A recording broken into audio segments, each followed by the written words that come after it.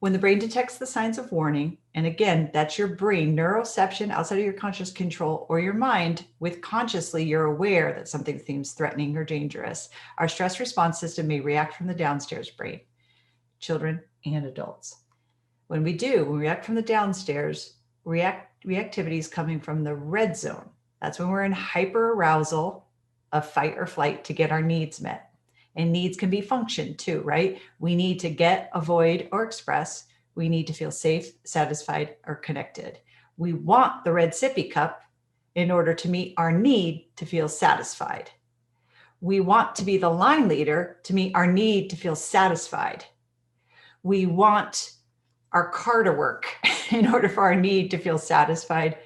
So people had talked about what is satisfaction? How do you talk more about the satisfaction need? I mean, whatever makes that person feel satisfied, right? Feeling satisfied is feeling resourced. Like, do you feel satisfied at your job? Do you feel satisfied in your relationship? Do you feel satisfied in the knowledge you're getting in this training? Doesn't mean you agree with me or disagree, but are you satisfied? Are you satisfied with the training so far? Are you satisfied with your job? Maybe sometimes, maybe some moments, no. Well, same if we toggle to the child. In the moment with Tim, he was feeling a threat to his satisfaction of being able to carry out his plan to use the Duplos in the way he had envisioned.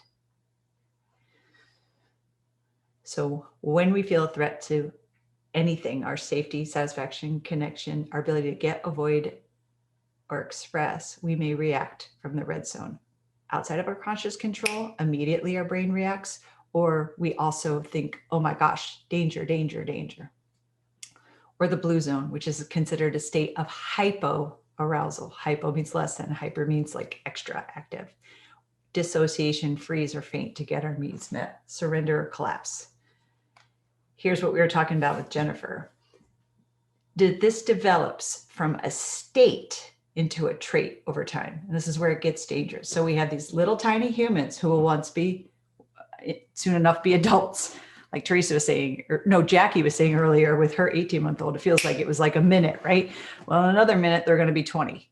So repeated states of being in the red zone or the blue zone can create traits in people. So you can go from a state of fighting to becoming a trait of being very aggressive or being fighting or always being combative. You know, those people who really just always seem to want to get into it. Perhaps they had repeated experiences of being in the red zone, which created states became traits. Or those people who are really compliant that we were talking about before and have been in repeated states of hypoarousal because perhaps they were in really threatening and dangerous situations, like a child of an alcoholic or a child with a person living with mental illness that's not regulated, or extreme states of poverty. There's a lot of threat. And so they just learn to go into hypoarousal. Their nervous system shuts down so often that they just learn, just be small, just be compliant. Okay. So children's brains get wired to react versus respond. So you as an adult, part of the reason that you may say like, oh my gosh, I react way more than I respond. Well, part of the reason may be genetic predisposition and then the epigenetics. You were in that state for so long, it became a trait. Still can be changed, But for children, they need, not want, to borrow from our brains to get back into balance. So if they go into a state where they're reacting from the red or the blue, they need us to co-regulate to get them out of that state. They can't self-regulate, you guys, yet. When they're feeling resourced enough, when they're in the green, a little trigger may feel like a tiny little threat and they can stay regulated. But once they react from the downstairs brain, they need, not want, us to co-regulate to get that upstairs brain back engaged and get them back into green zone.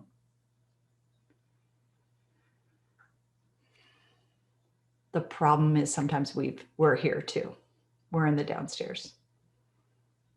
And then we think it's the child's problem because they're not regulating, but they're picking up on the fact that we're reactive.